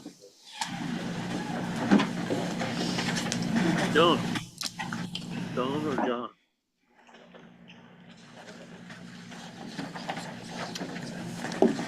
And Mr. Chair, I wanted to let you know that district staff are available for as long as the CAC would like us to be available for the rest of the agenda. I don't know, I can't speak for the membership though, so we will just continue and follow your lead, but let us know if there's any time barriers or anything. You know, we're already here at noon, so just let us know. Well, that's a good question. How does the membership feel about going on? Any comments? Well, this is Dennis. This is Dennis. One Dennis, there's two Dennises. This is the second Dennis. Looks like Fresno's having a party. And, you know, I'm more than willing to stay until the completion of the. What do you guys feel? And we can do the more rapid fire version of items to try to keep it very, very concise. I'm looking at the team. And just do the 10% version, and then you can let us know if you want to drill down. I've got. Okay, is anybody leaving? Yes, I'm leaving. We have a quorum problem that may have developed.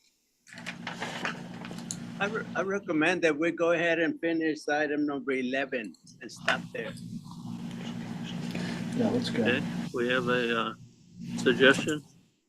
Any objections to that? Is there a quorum problem? There's not a quorum problem. Let's just go. Just go. Okay, well, thank you. With that, just to introduce myself quickly, I'm John Klassen, Director of Air Quality Science, joined by Heather Hanks, Outreach and Communications Program Manager. And we'll do this very quickly to give you an overview of where we are with wildfires so far this year and our outreach efforts. So as you know, wildfires can produce an enormous amount of emissions, can overwhelm control efforts. This can lead to high PM concentrations and ozone concentrations as well. A lot of issues have driven these challenges over the past few years, from fire suppression, periods of extreme droughts, changing climate conditions, hotter temperatures, and because of that, we've seen some very large wildfires these past few years.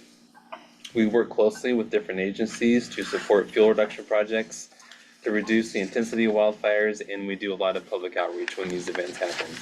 So just to give you a scope of where we are so far in the year 2024, so this shows the number of acres burned per year in California from wildfires. You can see the trend over time generally increasing, and 2020 and 2021 were those two record-breaking years just a few years ago. If you go all the way to the right-hand side, you can see the year 2024 year to date, and that's already more than what we saw for the complete years of 2022 and 2023. So it's already been a very active wildfire season. We're right in the middle of it. Wildfire season often goes all the way through October, November, until we get the first big storm through this in the state. And so this number here for 2024 is continuing to grow. We continue to track this as well. This shows the 20 largest wildfires in California history. 10 of the top 20 have now occurred since the year 2020 or later. So 50% of the biggest we've ever seen have all been in the past few years. The park fire that I highlighted there, that is the 4th largest fire in state history that's ongoing right now up in Northern California. It's now about 414,000 acres, so it's grown even since yesterday, and it continues to grow. I expect it to be number 3 at least on this list, to pass up the Mendocino complex in the near future. And this is just evidence of increasingly intense and destructive fire activity throughout the state. Just an image here of the park fire up in Northern California. This is a progression map showing how quickly it has grown. This grew about 350,000 acres in a 3-day period, which is really extreme behavior. And this is really driven by some high winds at the time. When this fire first started, there were high winds throughout the state, pushing the fire line up into the mountains. You can see all that smoke blowing into Northern California and Nevada, with the winds blowing that direction, combined with very hot temperatures, really made this fire explode over those few days. Quick question. When was this photo taken? This was July 25th. Okay. Yeah, the day after the fire started. Okay. Thank you. And besides that large fire in the north, there have been a number of fires more closer to home here surrounding the San Joaquin Valley, from the Sierra Nevada and Southern California, some coastal fires that have been impacting us over the past few months that we've listed here, and we continue to track these as they impact our air quality. And this is just a satellite image of July 31st here, just showing all the smoke from the fires in the San Joaquin Valley area. You can see that haze over the valley, and then the significant amount of smoke from the park fire up north going into Nevada and other western states in the area. When these incidents happen, we work closely with land managers. We of course support prescribed burning projects to try to reduce that risk as much as possible. We have a cooperators meeting each year to work with them on different logistics. We attend different meetings throughout the year.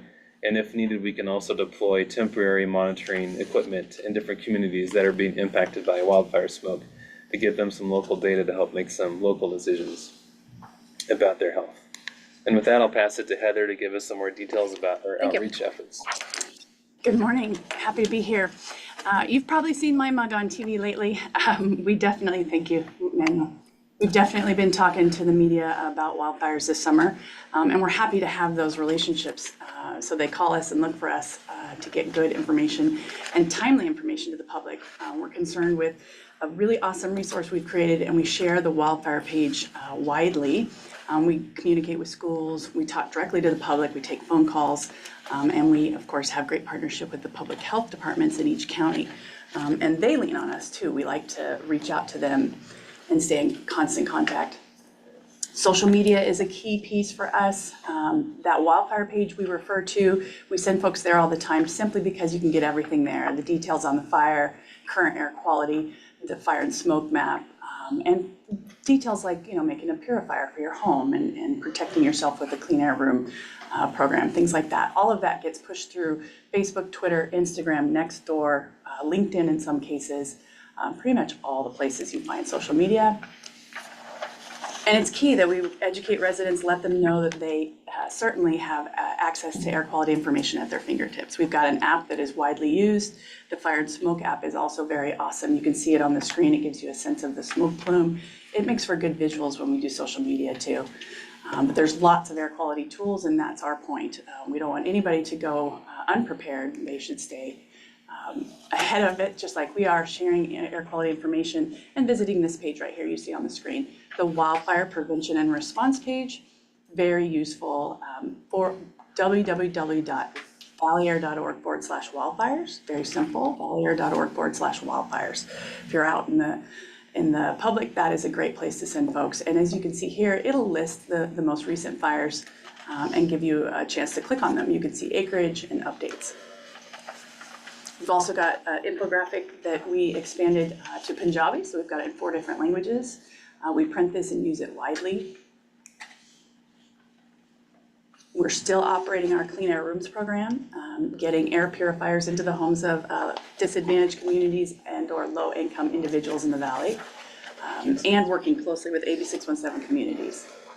And then, of course, that's a flyer to give you a sense of it. And those QR codes do work. They're awesome. The QR code has arrived to stay, I believe. And then, of course, Clean Air Centers. Those are in operation during wildfire smoke events.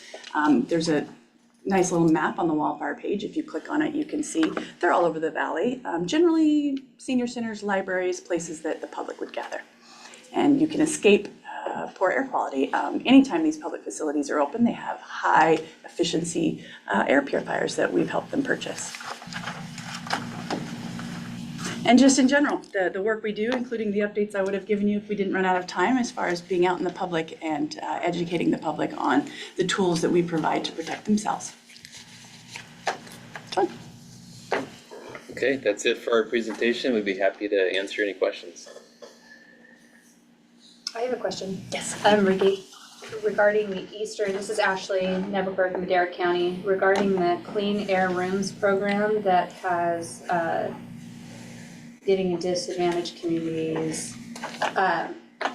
We're considered up in Eastern Madera County have some disadvantaged communities, and of course at the ground level for wildfire events.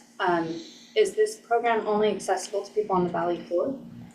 No, within the valley, all the way through the foothills, any valley address, and the air basin. Anywhere in the county, in Madera County. Okay. Yeah. It's not really been utilized out there whatsoever. So it'd be good if we could coordinate a little bit on getting that information Absolutely. and that resource out to people. It'd be very valuable. Thank you for that.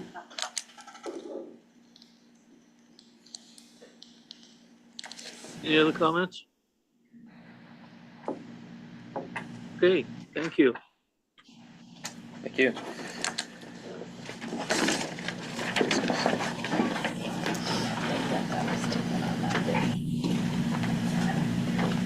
So are we moving on to the next item? Mr. Chair, we do have Ryan Hayashi here who can take item number 12 if the members were inclined to continue the meeting here.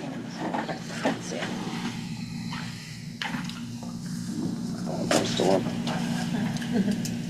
And I believe Barb is also still on. I can keep this very brief. We should stop after 11, but that's okay. Okay. We could be done by now. Good morning, everyone.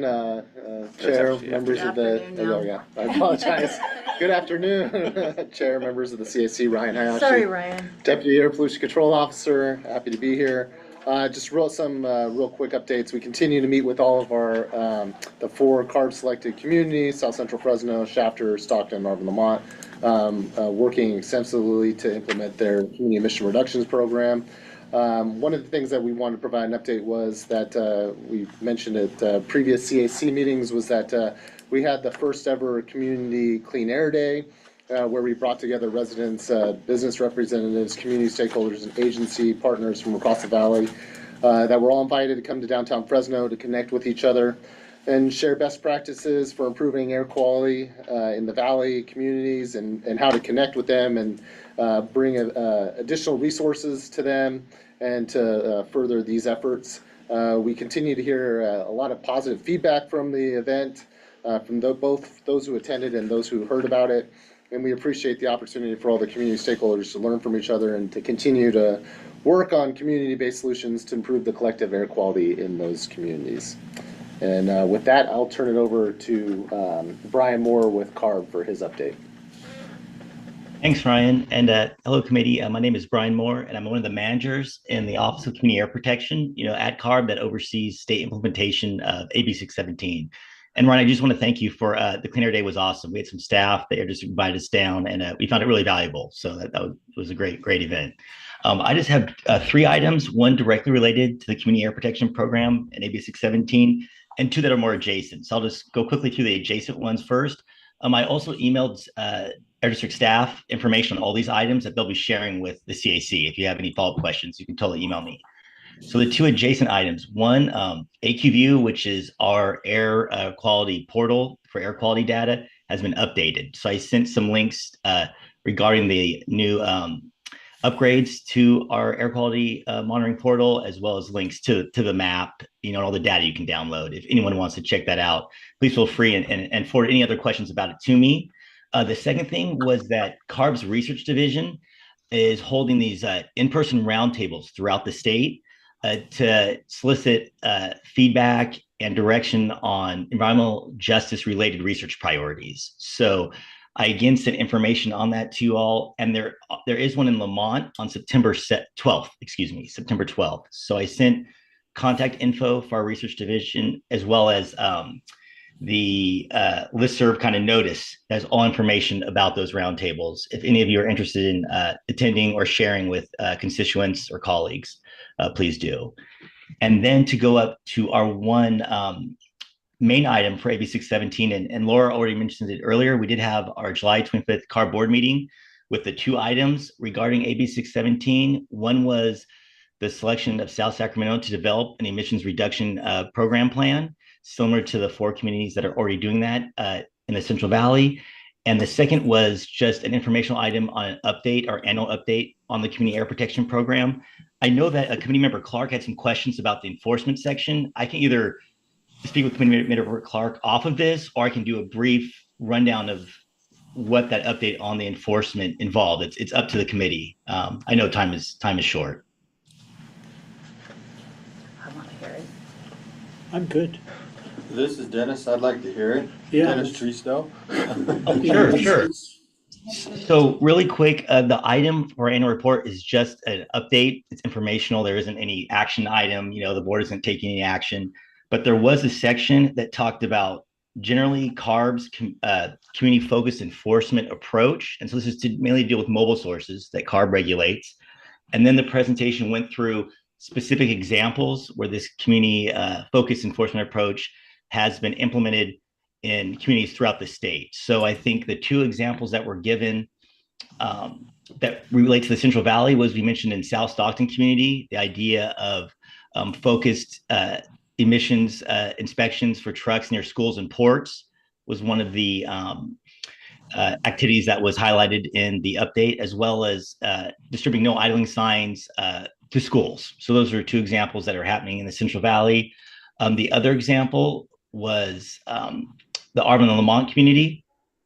I'm clicking too fast here. There we go. And the Shafter community. So they talked about the methane task force, the joint methane task force, which if any of you are interested in, there is a report out on that. And I will also send that, so you can check that out, report on what it was, a collaboration between CalGEM, which is the state agency that looks at oil wells, and CARB, and also the Air District is really helpful in us collaborating with those inspections and creating that report. So I'm not sure if that has been talked about in this group, but I can forward the final report.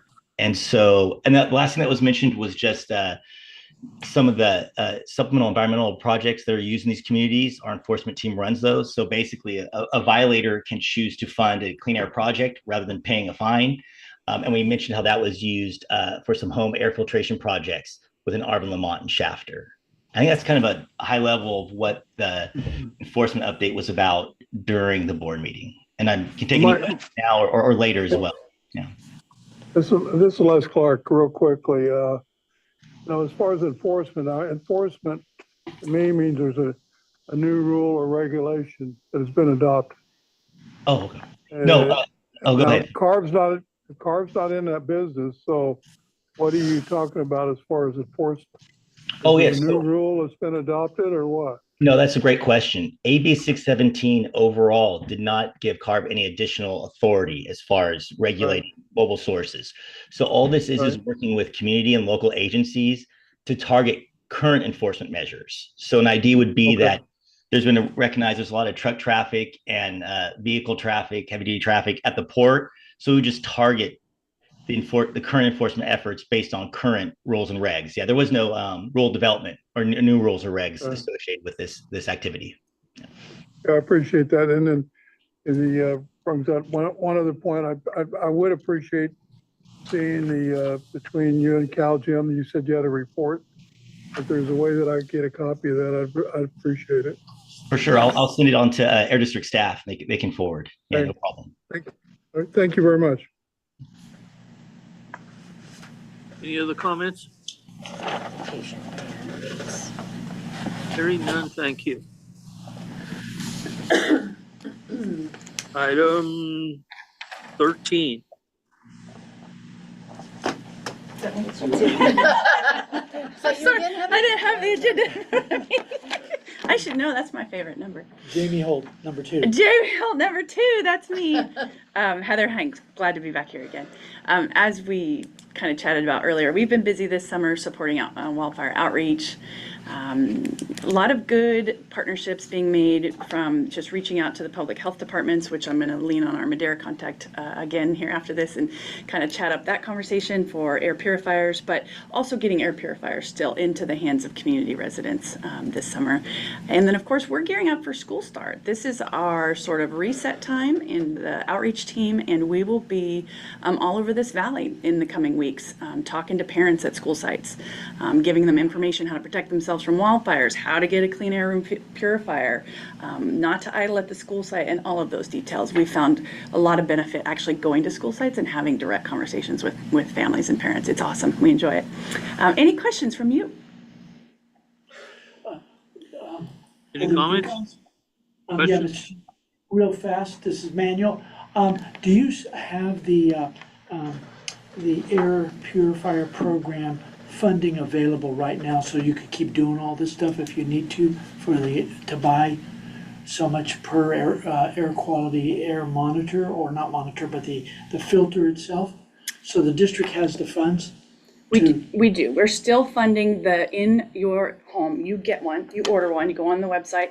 It's based on address and income here in the Valley. Correct. And so, yes, we still have that available, and the public can go apply. Yes. Super. And Thank you. Yeah. Anybody else? All right. Thank you, Jamie. You're welcome.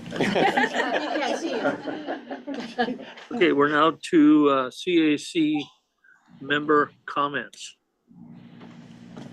I have a comment. Yes, go ahead. In the last meeting, we had talked about Senate Bill 253 and Senate Bill 261. I know it's on the minutes that it was proposed at a later date to have CARB talk about that, and I would like to propose that they talk about that at our next meeting.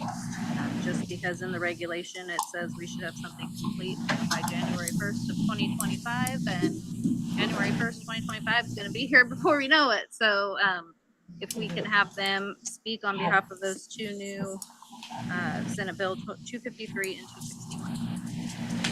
Through the Mayor, chair. can we do that?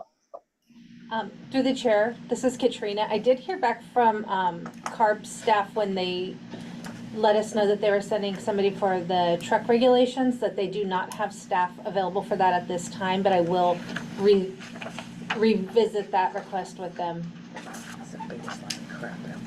Okay, thank you. Other member comments? Mr. Chairman, I want to thank you personally again, this is Manuel, for all the time that we spent today and you allowing for all of us to speak and view our comments. But again, I want to thank you very, very much for having CARB be a part of that, with Samir and you guys requesting that through Dr. Cliff. So again, thank you very, very much, and I appreciate all the work you did today. Thank you. Any other comments? If not, we are looking for a volunteer to report to Carb. No. If you would like me to, I'd be happy to. Just to clarify, it's the Good. district. Oh, the not district, the yeah, board. district board, the district board Board. meeting, yes, I'd be more than happy to, whatever you would like, Mr. Chair, I'd be happy to help you. All right. You are assigned so. Is there anything else? 22nd? No. Our next meeting is on September 3rd at 10 a.m. And the only comment I have to make is that we had a very spirited conversation on the trucks and the issues, and I'm glad that we had all that out. And Manuel has all his answers, and Barb has all the solutions.